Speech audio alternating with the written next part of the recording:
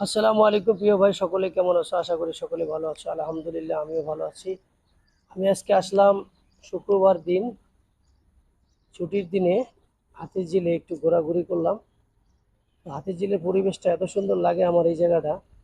আপনাদের কেমন লাগে? ঠিক মনে হয় লন্ডন শহরের মতো, এত সুন্দর এই বিল্ডিংটা। তো আপনাদের কেমন লাগে একটু কমেন্টস করে জানাবেন প্লিজ।